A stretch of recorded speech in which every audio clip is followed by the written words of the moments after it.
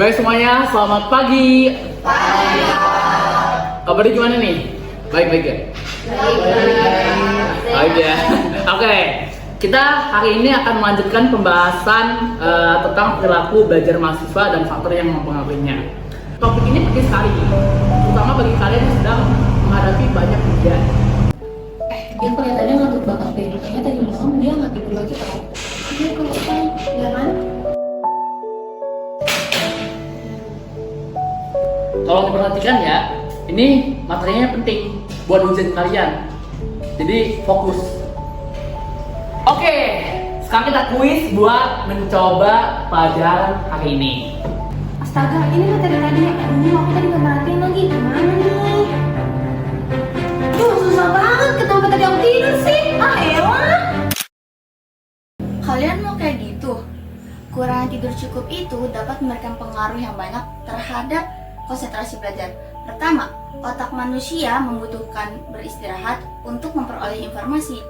Nah, kalau tidur kalian tidak cukup, maka memori jangka pendek itu akan jadi tidak stabil. Karena informasi yang sebelumnya masuk tidak sempat diproses. Selain itu juga, kurang tidur dapat menurunkan alertness, bikin gampang distraksi, akhirnya konsentrasi belajar jadi tidak efektif. Ada banyak penyebab pola tidur mahasiswa menjadi kacau. Salah satu yang paling umum adalah karena begadang ngerjain tugas atau aktivitas digital. Yang kedua, karena gaya hidup yang tidak teratur, seperti main game, sering nongkrong sampai malam, ataupun scroll TikTok sampai lupa waktu. Yang ketiga, karena stres akademik. Banyak mahasiswa yang overthinking akan tugas, deadline, ataupun skripsi, sehingga sulit tidur nyenyak. Yang keempat, manajemen waktu yang buruk. Banyak mahasiswa yang menunda pekerjaannya sehingga mengerjakannya hingga larut malam. Dampak dari kurang tidur bukan hanya dapat menyebabkan mahasiswa mengantuk dalam kelas. Dampaknya lebih besar daripada itu semua. Yang pertama, berupa penurunan prestasi akademik. Jika mahasiswa kurang tidur dari 6 jam per hari itu biasanya memiliki nilai lebih rendah. Yang kedua, biasanya juga mahasiswa gampang stres, cemas, bahkan sampai burnout. Yang ketiga, kesehatan tubuh juga dapat terpengaruhi, seperti kita juga gampang pusing, bahkan sampai daya tahan tubuh melemah. Dan dampak inilah yang akhirnya membuat mahasiswa sulit untuk mengikuti ritme akademik. Untuk melihat kondisi nyata di lapangan, yuk kita saksikan dokumentasi dan wawancara dari Apimas.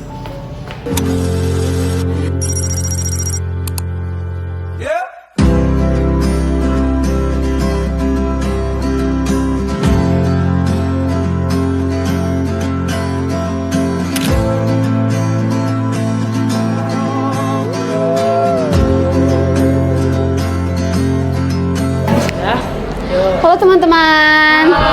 Boleh tahu nggak namanya siapa aja di sini? Ya. Sebelumnya perkenalkan, nama aku Sanai Denara, aku dari jurusan Sains Farmasi angkatan 2025. Halo semuanya, perkenalkan aku Clarissa Fyodora dari Sains Farmasi 25. Halo semuanya, perkenalkan nama aku Syafa Kesa Setiawan dari Sains Informasi 2025. Halo semuanya, saya Zaki Khairun Mustafa dari jurusan Sains Informasi angkatan 25 juga. Nah, aku boleh nanya nggak ke kalian tentang keseharian kalian sebagai anak sains informasi? Boleh banget. Gimana tuh kegiatan atau aktivitas kalian kayak di kelas atau pembelajarannya? Boleh dijelaskan? Di kelasnya apa dari awal bangun tidur dah? Dari awal bangun tidur boleh deh. Karena kelas kita biasanya pagi ya, itu kita kalau bangun tidur tuh selalu pagi juga. Kayak ya kita juga untuk yang Islam pasti beribadah ya kan, tidak lupa dengan beribadah, dengan aktivitas keseharian kami juga.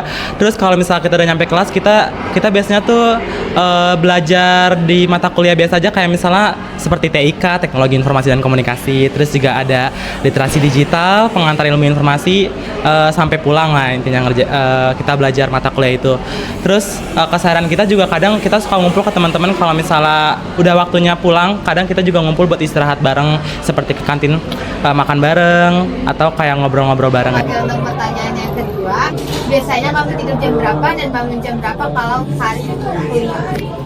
Kalau aku biasanya tidur jam besoknya kuliah itu aku lihat dulu sih kalau misalnya besok jadwalnya padat di jam 9:30 atau jam 9. Terus kalau bisa nggak padat banget gitu, aku bisa di jam 11 atau jam 10. Terus nanti tuh bangunnya di setengah 5 atau jam 5 kurang.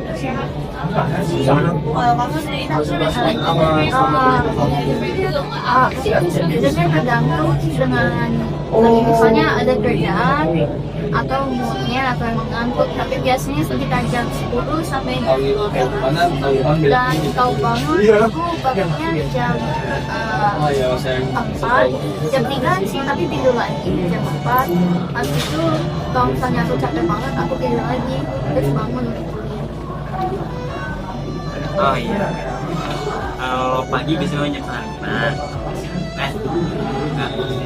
4:30 sampai 4:45.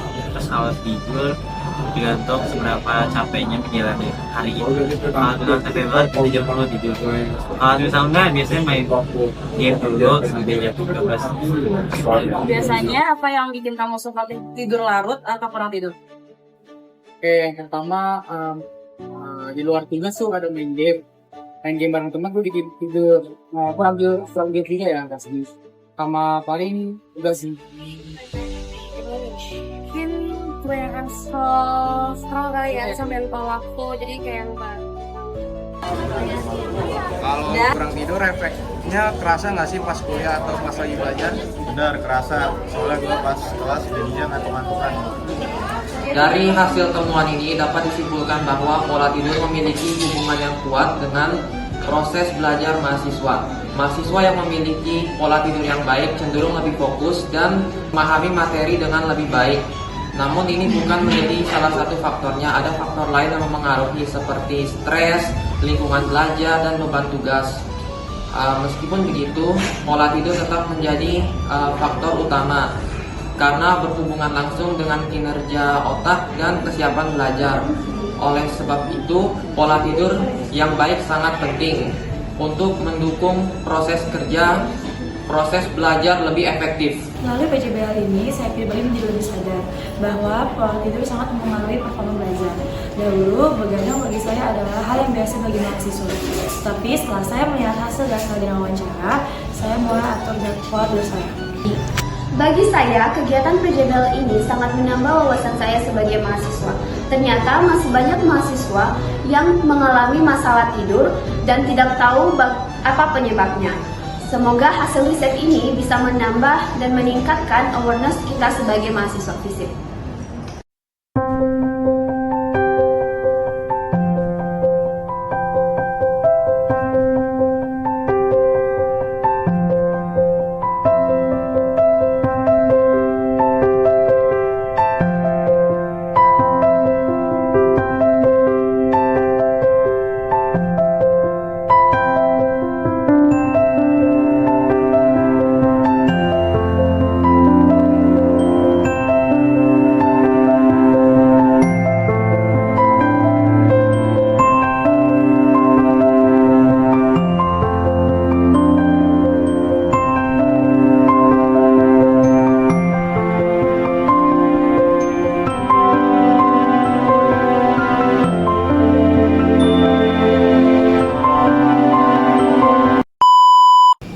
Manajemen waktu yang buruk. Ternyata masih banyak mahasiswa yang mengalami masalah tidur. Kondisi nyata